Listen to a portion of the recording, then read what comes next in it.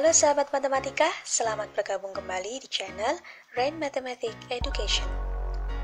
Pada seri mata kuliah aljabar linier kali ini, kita akan melanjutkan pembahasan dari video yang kemarin ya, terkait dengan fungsi determinan. Adapun pokok bahasan dalam video kali ini adalah mengenai metode ekspansi kofaktor, yang mana metode ini dapat kita gunakan sebagai salah satu alternatif untuk mencari determinan dari sebuah matriks. Prinsip dari metode ekspansi kofaktor adalah dengan mencari determinan matriks yang telah ditentukan melalui determinan-determinan dari sub-sub matriksnya yang berukuran lebih kecil. Oke, sebelum kita lanjut ke materi, bagi kalian yang belum mensubscribe channel ini, jangan lupa untuk klik tombol subscribe-nya ya. Terima kasih dan selamat belajar. Oke teman-teman, sebelum kita membahas tentang metode ekspansi kofaktor, ada beberapa macam istilah yang harus teman-teman pahami, yang nanti istilah-istilah tersebut akan sering kita pakai gitu ya, dalam mencari sebuah determinan dengan menggunakan metode ekspansi kofaktor. Nah, salah satu di antara istilah-istilah tersebut antara lain adalah minor dan kofaktor. Nah, untuk lebih bisa memahami definisi dari minor dan kofaktor, akan saya berikan ilustrasinya terlebih dahulu gitu ya. Baru kemudian nanti di bagian terakhir akan saya berikan definisi formalnya. Oke, pertama silakan teman-teman perhatikan matriks A. Matriks A di sini ukurannya 3x3 ya. Saya pilih 3x3 karena bentuknya lebih mudah untuk dihitung. Nah, seperti itu. Kemudian dengan menggunakan aturan Sarus, sebagaimana yang sudah teman-teman pelajari ketika masih duduk di bangku sekolah, determinan dari matriks A itu bisa dihitung dengan menggunakan formula seperti ini. Ini tak lain adalah hasil penjumlahan dari hasil kali elementer bertanda ya. Jadi tanda plus minus di sini itu tergantung dari banyaknya inversi yang ada di dalam permutasi kolomnya. Sudah saya jelaskan kemarin ya. Seperti itu. Berikutnya, dari persamaan yang pertama ini, saya ingin mengelompokkan. Ya, jadi yang A satu-satunya ini ada di depan akan saya kelompokkan dengan yang ini, gitu ya. Karena sama-sama A satu-satunya ada di depan. Begitu juga dengan yang A12 akan saya kelompokkan dengan yang ini. Yang A13 akan saya kelompokkan dengan yang ini. Sehingga nanti bisa teman-teman peroleh persamaan yang kedua. Bisa dipahami ya dari sini ya. Berikutnya, silakan teman-teman tinjau dua elemen ini. Karena di sini ada dua macam elemen yang sama ya. Di sini ada entry A11, di bagian ini juga ada entry A11, maka boleh dong ya A11-nya saya keluarkan sehingga nanti teman-teman akan memperoleh formula seperti ini.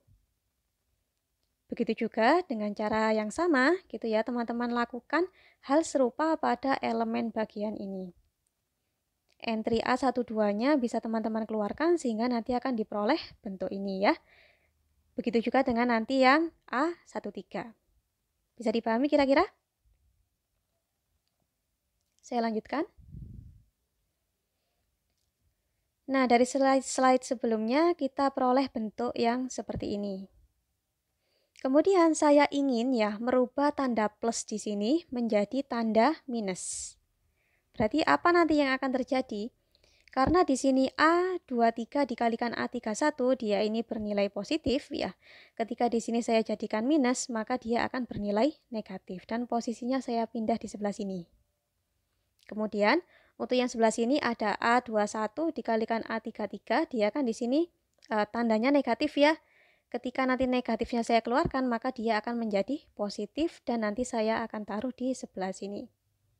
Bisa dipahami ya teman-teman ya? Nah, kita akan memperoleh persamaan seperti ini. Berikutnya, silakan teman-teman perhatikan elemen-elemen yang ada di dalam tanda kurung. Yang ini ya, silakan teman-teman perhatikan. Kalau misalkan teman-teman amati, sebetulnya yang ada di dalam kurung itu adalah penjumlahan dari hasil kali elementer bertanda dari sebuah matriks yang berukuran 2x2. Kok bisa disebut sebagai hasil kali elementer gitu ya? Atau dalam arti kok bisa ini disebut sebagai suatu determinan? Nah, seperti itu. Karena entry-entry yang kita kalikan di sini itu ya tidak terdiri dari baris yang sama dan kolom yang sama. Seperti itu. Contohnya di sini ya. Di sini A22 dia dikalikan dengan A33. Yang A22 berarti dia berada di kolom kedua, baris yang kedua gitu ya. Sedangkan yang A33 di sini berarti dia berada di kolom ketiga, baris ketiga. Berarti kan tidak sama ya. Begitu juga yang sebelah sini.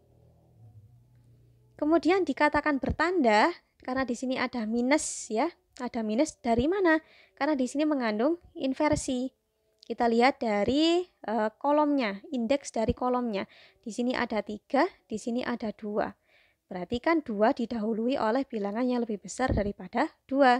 Nah, berarti di sini inversinya 1. Sehingga di sini nanti tandanya adalah negatif. Nah, ini tak lain adalah rumus dari determinan gitu. Cuma determinan dari matriks ukuran 2x2. Nah, sekarang kalau misalkan kita konstruksikan ya, matriks 2x2 ini bentuknya seperti apa? Nah, itu bisa teman-teman lihat seperti ini ya. Jadi untuk yang di sininya A11 biar untuk mempermudah ya, di sini A11 saya lambangkan matriksnya dengan M11. Isinya adalah A22, A23, A32 dan A33. Ketika saya menyuruh teman-teman untuk mencari determinan dari matriks ini, kira-kira nilainya berapa? Nilainya kan berarti A22 dikalikan dengan A33 gitu ya. Kemudian dikurangi dengan perkalian dari A23 dengan A32. Berarti kan tak lain dari ini lagi. Nah, seperti itu. Begitu juga dengan yang ini. Karena di sini A12, maka saya lambangkan matriksnya dengan M12. Nah, nanti isi dari matriksnya seperti apa gitu ya. Teman-teman perhatikan di sini A21, A33. Berarti posisinya ada di sini dan di sini. Kemudian dikurangi ya. A23 berarti yang sebelah sini dikalikan dengan A31. Ini kan berarti rumusnya determinan. Nah, itu alasannya tadi kenapa yang plus di sini harus saya ganti dengan minus. Agar nanti posisi yang ini ya, dia jadi plus, kemudian yang ini menjadi minus, sehingga nanti membentuk sebuah rumus determinan. Seperti itu. Hal yang sama juga terjadi pada ini ya. A13, matriks submatriksnya adalah M13. Saya lambangkan seperti itu biar mudah. Kemudian teman-teman lihat. Kalau misalkan teman-teman saya suruh untuk mencari determinannya, maka akan diperoleh nilai seperti ini ya. Nah, ternyata kalau misalkan kita ulik-ulik lagi, M11, M13, dan M12 itu tak lain adalah submatriks dari matriks A. Gitu. M11 itu terjadi atau bisa diperoleh ketika kita menghilangkan baris pertama dan kolom pertama dari A. Jadi misalkan ini saya punya matriks A ya. Untuk memperoleh M11, maka kita hilangkan baris pertama dan kolom pertama. Nah, ini M11-nya. Kemudian untuk yang M13, berarti kita hapus baris yang pertama dan kolom yang ketiga. Nah, ini berarti M13. Sama kan teman-teman ya? Berikutnya, M12, berarti kita hapus baris yang pertama dan kolom yang kedua. Berarti entry-entrynya tinggal A21, A23, A31, dan A33. Dan ini tak lain adalah M12. Nah, seperti itu. Sehingga M11, M13, M12 itu disebut sebagai submatriks dari matriks A. Bisa dipahami ya? Nah, dari persamaan yang terakhir, bisa kita konstruksikan ya persamaan yang baru seperti ini.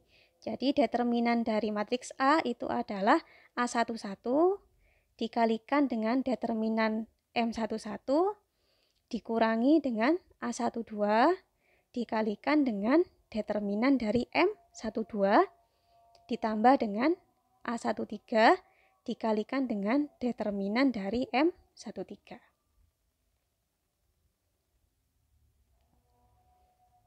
Nah, determinan dari M11 bentuknya seperti ini ya.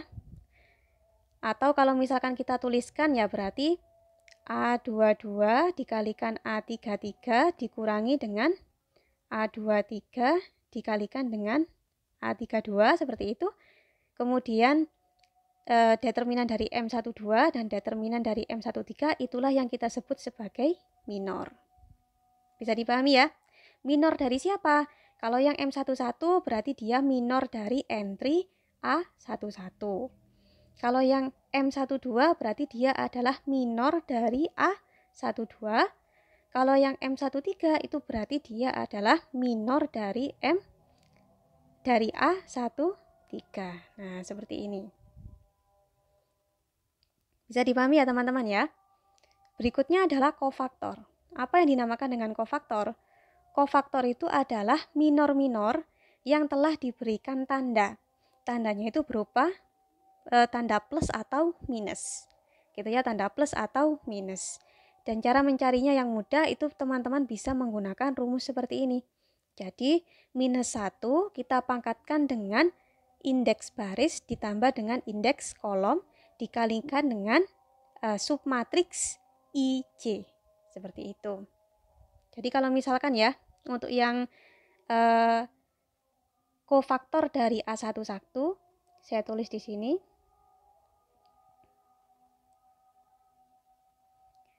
Kofaktor dari A11 itu rumusnya bagaimana? Berarti minus 1 ya, kemudian karena di sini 1, barisnya 1, kolomnya 1, berarti 1 ditambah 1 gitu ya. Kemudian rumus dari minornya. Rumus dari minornya itu adalah A22 dikalikan dengan A33 dikurangi A23 dikalikan dengan A32. Kan seperti ini. Nah, di sini ada min 1, kemudian dia dipangkatkan 2. Berarti kan nanti jadinya 1. Sehingga nanti kofaktor dari A11 itu sama dengan tetap ini ya, karena kan dikalikan 1. Jadi A22 dikalikan dengan A33 minus A23 dikalikan dengan A32. Inilah yang disebut dengan minor dan kofaktor. Ada sedikit yang perlu saya ralat ya teman-teman. Jadi lambang untuk MIJ di sini bukan lambang untuk submatriksnya, tetapi determinan dari submatriksnya, seperti itu. Mungkin biar tidak bingung ya nanti teman-teman, saya berikan tanda seperti ini ya. Jadi nanti minus 1 dipangkatkan dengan indeks baris, dijumlahkan dengan indeks kolom, kemudian dikalikan dengan determinan dari submatriks IJ. Nah, seperti itu. Kemudian tambahan untuk kofaktor ya. Kalau minor tadi itu kan dilambangkan dengan determinan MIJ. Kalau kofaktor, misalkan yang dicari adalah kofaktor dari A11, maka lambangnya adalah C11. Nah, seperti itu. Mungkin kalau teman-teman lihat di buku rujukan, ya di buku aljabar linier, lambangnya memang tidak diberikan tanda determinan seperti ini. Cuma yang dimaksud dengan MIJ di situ tetap sebagai determinan gitu ya. Jadi jangan bingung antara matriks dengan determinannya. Yang dimaksud dengan MIJ di sini itu adalah bentuk determinan, bukan bentuk matriksnya. Oke teman-teman, saya berikan definisi formal dari minor dan kofaktor. Misalkan kita punya sebuah matriks A, di mana matriks A ini adalah sebuah matriks bujur sangkar. Minor dari entry AIJ dinyatakan sebagai determinan dari submatriks MIJ, di mana submatriks MIJ ini kita peroleh dari matriks A ketika baris ke I dan kolom ke J-nya kita hilangkan. Itulah yang dinamakan dengan minor. Selanjutnya, kofaktor dari entry AIJ kita notasikan dengan CIJ, di mana kofaktor ini kita cari dengan cara minus 1 kita pangkatkan dengan indeks baris ditambah dengan indeks kolom, kemudian kita kalikan dengan minor dari submatriks MIJ.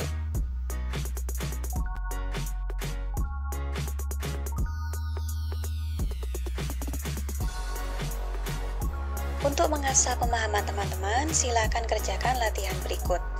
Misalkan diberikan suatu matriks A berukuran 4x4 dengan entry-entry sebagai berikut. 3, 1, minus 1, 0, 2, 4, 1, 1, 0, 3, 1, 2, dan 6, minus 2, 4, 1. Tugasnya adalah, silakan teman-teman hitung minor dan kofaktor dari entry-entry A11, A23, A34, dan A41.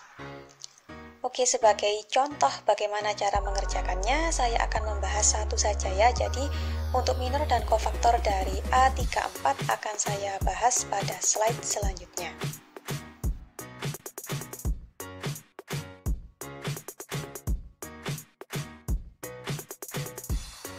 Bagaimana cara untuk mencari minor dan kofaktor dari entry A34? Langkah pertama yang harus teman-teman lakukan adalah menghilangkan entry-entry pada baris ketiga dan kolom keempat dari matriks A. Setelah melakukan langkah ini, teman-teman akan memperoleh submatriks M34 dengan entry-entry 31-1, 241, dan 6-24. Berikutnya, untuk mencari minor dari entry A34, silakan teman-teman cari determinan dari submatriks M34.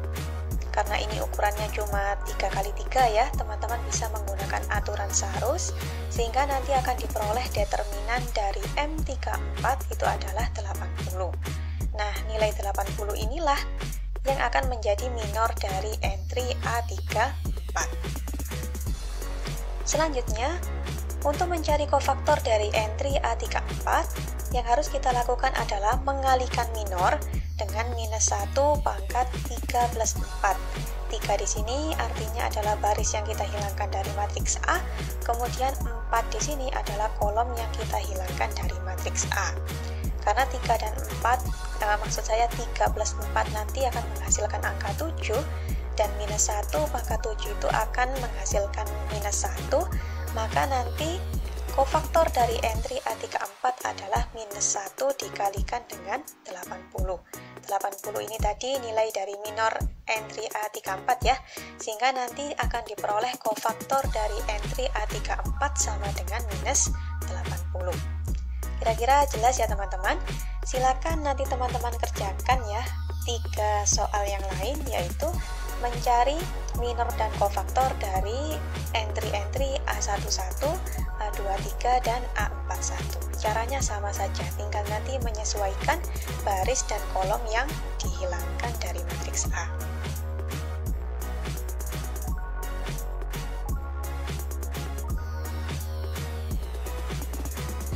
Oke, selanjutnya kita akan membahas tentang definisi dari matriks kofaktor dan adjoint. Nah, sebelum kita masuk ke pembahasan, perlu teman-teman ketahui dulu bahwa jumlah dari kofaktor suatu matriks itu sama dengan jumlah dari entry-entry matriksnya. Jadi misalkan kita punya matriks ukuran 3x3, berarti kan jumlah dari entry-entry-nya ada 9 ya. Nah, berarti nanti akan ada 9 macam kofaktor. Seperti itu.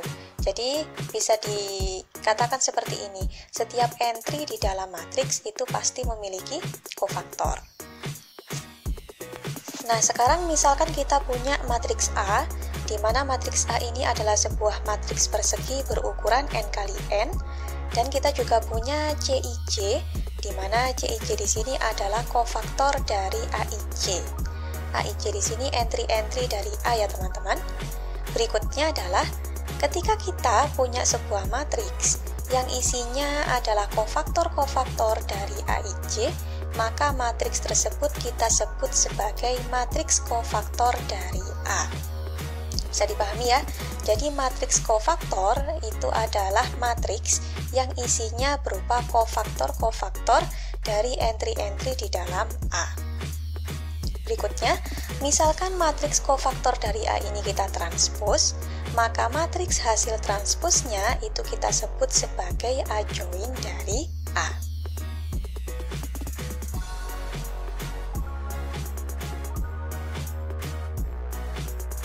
Untuk latihan soal 2, silakan teman-teman kerjakan ya.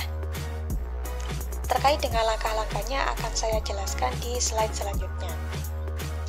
Misalkan diberikan sebuah matriks B, di mana matriks B ini berukuran 3x3 dengan entry-entry 401, 011, dan 235. Pertanyaannya adalah tentukan matriks kofaktor dan adjoint dari B.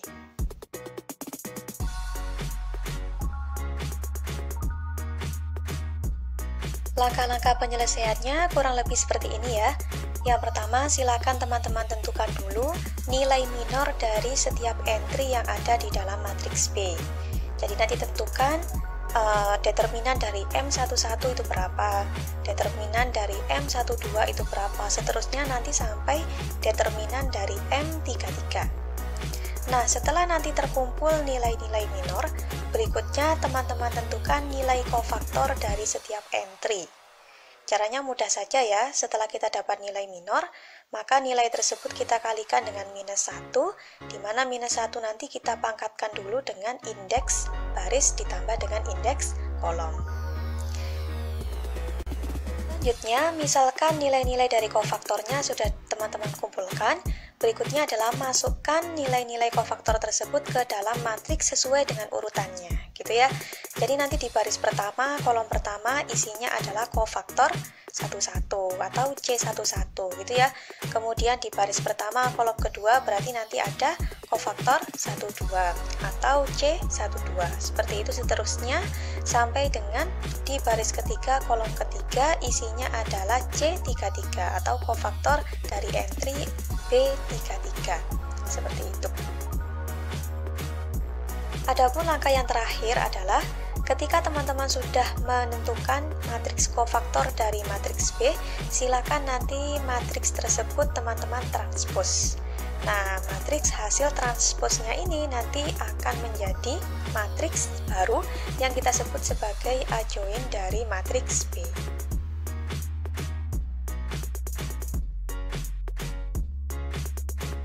Oke teman-teman, selanjutnya kita akan masuk pada teorema yang membahas tentang metode ekspansi kofaktor.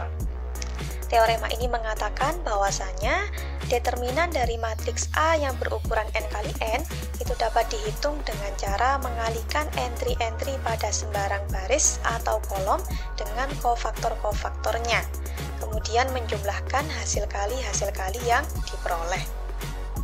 Nah, baris di sini karena tadi matriksnya berukuran n kali n, maka barisnya atau indeks I di situ itu berjalan mulai dari 1 sampai dengan n, begitu juga dengan indeks kolomnya. Indeks kolomnya yaitu C akan berjalan mulai dari 1 sampai dengan n. Nah, untuk mempermudah ya definisi ini teman-teman bisa perhatikan rumusnya. Itu sama saja ya. Jadi, determinan A itu sama dengan entry A1C dikalikan dengan C1C. Berarti di sini adalah kofaktor dari entry A1C ya. Kemudian dijumlahkan dengan A2C dikalikan dengan C2C, seterusnya dijumlahkan dengan ANC dikalikan dengan CNC. Untuk rumus yang pertama ini kita sebut sebagai ekspansi kofaktor sepanjang kolom ke C. Jadi nanti teman-teman tentukan dulu kolom mana yang mau dipakai. Misalkan kolom yang mau dipakai adalah kolom pertama. Berarti nanti setiap ada C di situ, teman-teman ganti dengan angka 1. Untuk N-nya ini bagaimana? Itu tergantung dari ukuran matriksnya. Kalau misalkan matriks yang kita gunakan adalah matriks 4 kali 4, maka N-nya nanti kita ganti dengan angka 4. Nah, selain melakukan ekspansi kofaktor sepanjang kolom, kita juga bisa menghitung determinan dari matriks A dengan melakukan ekspansi kofaktor sepanjang baris, ya, sepanjang baris ke I dalam hal ini. Sehingga nanti rumusnya akan menjadi determinan A sama dengan A dengan indeks I1 dikalikan dengan CI1 ditambah dengan AI2 dikalikan dengan CI2 dan seterusnya sampai dengan AIN dikalikan dengan CIN. Silakan nanti teman-teman pilih ya baris mana yang dipakai. Misalkan nanti yang dipilih oleh teman-teman adalah baris yang ketiga, maka setiap ada I di situ bisa teman-teman ganti dengan angka 3. Untuk N-nya seperti penjelasan tadi ya, jadi menyesuaikan dengan ukuran dari matriksnya.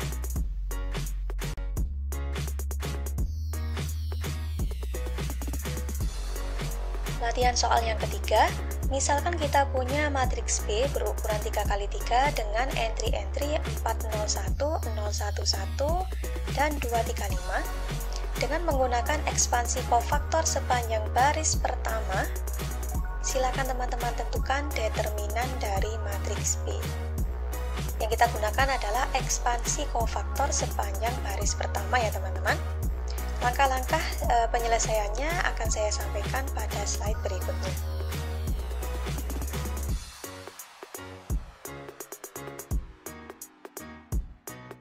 Untuk langkah-langkah penyelesaiannya, yang pertama kali harus teman-teman lakukan adalah menentukan terlebih dahulu nilai minor dari entry-entry B11, B12, dan B13. Kenapa kok harus entry B11, B12, dan B13? Karena metode yang kita gunakan adalah ekspansi kofaktor sepanjang baris pertama. Bisa teman-teman lihat di situ ya, bahwasanya entry B11, B12, dan B13 itu terletak semuanya di baris pertama. Berikutnya, setelah teman-teman menentukan nilai minor, silakan teman-teman menentukan nilai kofaktor dari entry-entry tadi. Setelah ketemu semua, baru kita masuk ke langkah yang terakhir, yaitu menentukan determinan dari matriks B dengan menggunakan rumus determinan B sama dengan B11 dikalikan dengan C11 ditambah dengan B12 dikalikan dengan C12 ditambah dengan B13 dikalikan dengan C13. Silakan nanti teman-teman lengkapi sendiri ya di buku catatan masing-masing.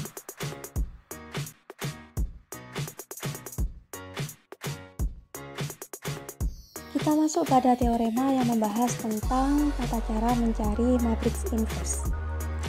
Misalkan kita punya sebuah matriks A dan kondisi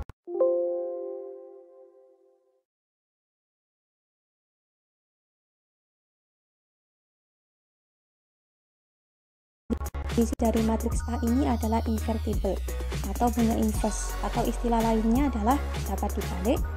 Maka cara untuk mencari inverse dari matriks A itu adalah dengan mengalihkan satu per determinan dari A dengan A join dari matriks A.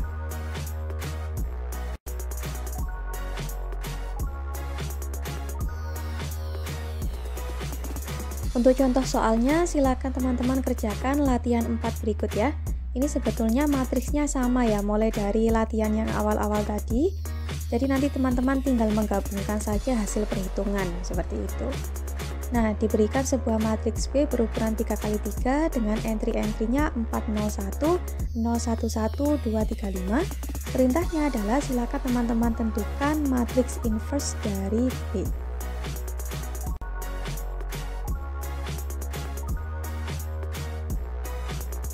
Langkah-langkah penyelesaiannya juga mudah ya teman-teman, karena beberapa bagian sudah teman-teman hitung di latihan-latihan soal yang awal. Seperti itu. Jadi yang pertama, dari perhitungan sebelumnya teman-teman sudah menemukan ya nilai determinan dari matriks B. Kemudian di langkah yang kedua, teman-teman juga sudah menemukan yaitu nilai A join dari matriks B. Nah, tinggal langkah yang terakhir, teman-teman silakan hitung inverse dari matriks B dengan menggunakan rumus 1 per determinan dari B dikalikan dengan A join B.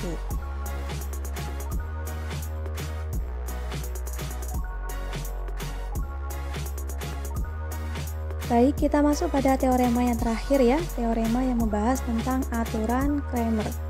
Aturan Cramer ini adalah salah satu alternatif yang bisa teman-teman gunakan ketika mencari solusi dari sistem persamaan linier dengan memanfaatkan determinan dari matriks koefisien.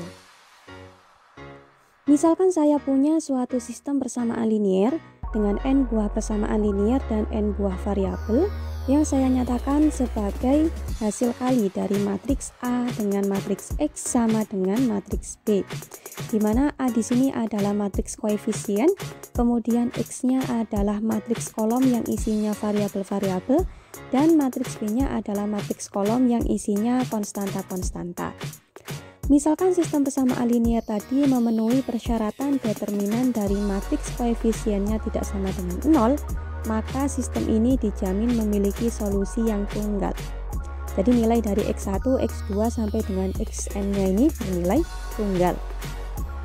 Adapun rumus yang bisa kita gunakan atau yang bisa kita manfaatkan untuk mencari nilai dari X1 sampai dengan Xn adalah dengan cara kita membagi determinan dari AJ dengan determinan dari A. Nah, AJ sendiri itu adalah matriks modifikasi ya teman-teman. Jadi nanti matriks A kita modifikasi, satu kolom entry-entrynya kita ganti dengan entry-entry dari matriks B. Jadi misalkan A1 di sini adalah bentuk modifikasi dari matriks A dengan cara entry-entry pada kolom pertama kita ganti dengan entry-entry pada matriks B. Seperti itu. Kemudian untuk A2 berarti nanti kita modifikasi matriks A dengan cara entry-entry pada kolom kedua kita ganti nilainya dengan entry-entry pada matriks B.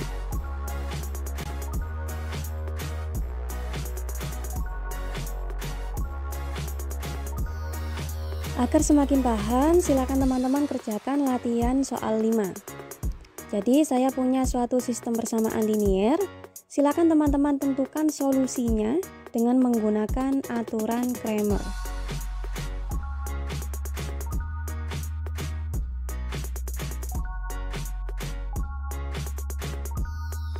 Adapun langkah-langkah yang bisa teman-teman gunakan untuk menyelesaikan latihan soal 5 diantaranya, yang pertama, silakan teman-teman tentukan terlebih dahulu siapa matriks B-nya, kemudian siapa matriks A-nya. Setelah nanti ketemu matriks A dan matriks B-nya, silakan teman-teman memodifikasi matriks A menjadi matriks A1, A2, dan A3. Caranya juga bisa ya, jadi teman-teman tinggal mengganti entry-entry pada kolom yang bersesuaian dengan indeksnya. Misalkan A1 berarti nanti kolom yang pertama yang teman-teman ganti entry-entrynya dengan entry-entry pada matriks B. Kalau misalkan mau mencari A3 berarti nanti kolom yang ketiga entry-entrynya teman-teman ganti dengan entry-entry yang ada pada matriks B. Seperti itu. Untuk langkah yang kedua, silakan teman-teman cari nilai dari determinan A, determinan A1, determinan A2, dan determinan A3. Untuk langkah yang terakhir, silakan nanti teman-teman tentukan nilai dari X1, X2, dan X3-nya dengan menggunakan rumus yang sudah ada pada teorema. Jadi nanti determinan dari AJ dibagi dengan determinan dari A. J-nya di sini berjalan mulai dari 1 sampai 3. Bisa dipahami ya?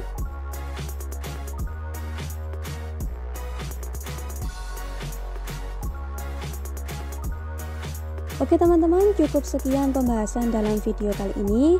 Ada kurang dan lebihnya, kami mohon maaf. Nantikan video-video kami selanjutnya. Oh ya, jangan lupa untuk klik tombol like dan subscribe-nya. Terima kasih.